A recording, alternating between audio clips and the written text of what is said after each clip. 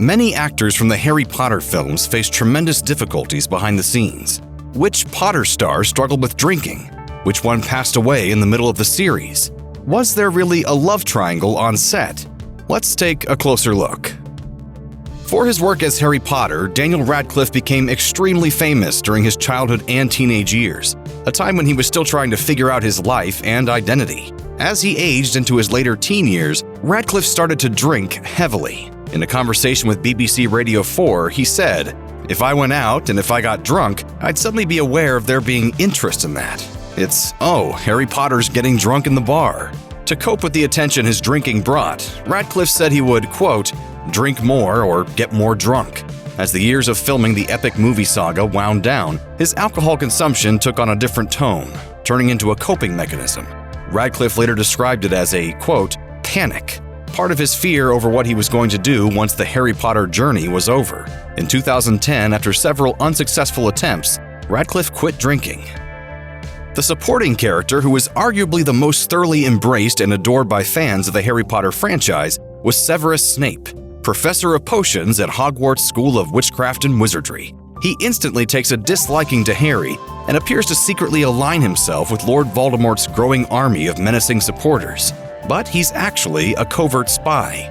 Ultimately, he's a hero and a martyr, forever nursing a broken heart over his one true love, Harry's mother, Lily. Portraying Snape with layers of empathy, mystery, and seething resentment was Alan Rickman, a character actor with a long history of charismatic villains thanks to his parts in Die Hard and Robin Hood Prince of Thieves. Though he was able to complete his work in the Harry Potter series, Rickman's life was tragically cut short. In January 2016, news broke that Rickman had died of cancer. That was also the first time the public knew of his illness, which came as a tragic shock to many. He died at the age of 69 in London with his family and friends beside him. Few actors ever make it to the level of fame that Dame Maggie Smith has reached. In the Harry Potter films, she played tenacious and brilliant Hogwarts professor and Gryffindor house leader Minerva McGonagall.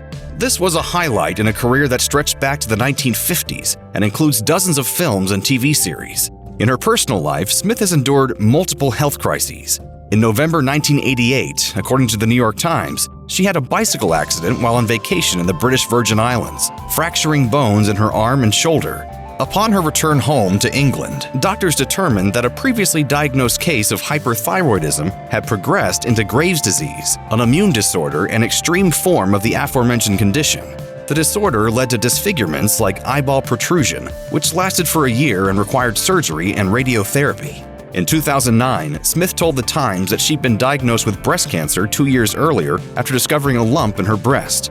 Though she was, quote, flattened by the diagnosis, her cancer eventually entered remission. Harry Potter filmmakers needed an actor of high esteem to play Professor Albus Dumbledore, the wise and kindly headmaster of Hogwarts School of Witchcraft and Wizardry.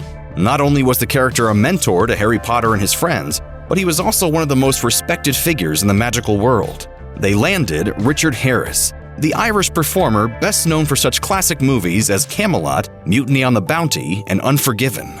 That is one of my more brilliant ideas. And between you and me, that is saying something. In August 2002, according to the BBC, Harris was hospitalized with pneumonia, sparking rumors that the 71-year-old actor would be too ill to continue playing Professor Dumbledore in the third Harry Potter movie, Harry Potter and the Prisoner of Azkaban. His agent told the BBC that their client was on the mend and would be discharged very soon. But only 2 months later, following a cancer diagnosis, he died at the age of 72. Just hours before his death, Harris called Chris Columbus, who had directed the 2 Harry Potter films in which he co-starred, to say goodbye and joke that he could not be recast. Fellow Irish actor Michael Gambon took on the role of Dumbledore for the rest of the films. Helena Bonham Carter's portrayal of the gleefully evil and casually murderous Death Eater, Bellatrix Lestrange, in the latter Harry Potter movies is only one of the actor's many prominent roles since the 80s. She also played Princess Margaret on The Crown, earned an Academy Award nomination for playing the Queen Mother in The King's Speech, sang her way through both Les Miserables and Sweeney Todd, and was a core cast member in the cult classic Fight Club. Bonham Carter's large and well-connected family suffered a tragedy of tremendous scale in August 2008. According to the Evening Standard, 7 members of the Bonham Carter extended family were riding in a van on a safari trip in Botswana. A tire blew out, the driver lost control, and the vehicle rolled over multiple times. 5 of the 7 Bonham Carter relatives were thrown from the van, and 4 died. Literally dozens of the most famous and awarded British actors of the last few decades appeared in at least one Harry Potter movie. The United Kingdom film and TV world is a relatively small one, as not only had many Harry Potter performers appeared in projects together before, but there were also some romantic entanglements that didn't end on the most cordial of terms. For example, Emma Thompson, who played Professor Sybil Trelawney in the films, was once married to Kenneth Branagh, who played Professor Gilderoy Lockhart. The pair divorced in 1995, after Thompson discovered Branagh had an affair with another Harry Potter star, Helena Bonham Carter, who played Bellatrix Lestrange. The trio never really shared the screen together, but that's a lot of drama for one franchise. Still, according to Thompson, despite the heartbreak, there was no awkwardness about it by the time the Potter films came about. As she told the Sunday Times, "You can't hold on to anything like that. Helena and I made our peace years and years ago." In the HBO Max reunion special, Return to Hogwarts, Evanna Lynch discussed how she won the role of sweet, loopy, spaced-out Ravenclaw witch Luna Lovegood in Harry Potter and the Order of the Phoenix, her first ever professional gig.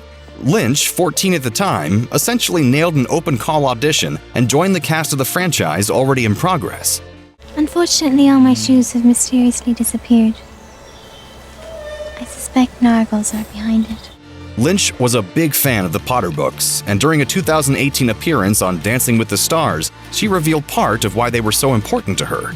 At age 11, she developed the eating disorder anorexia, for which she was hospitalized.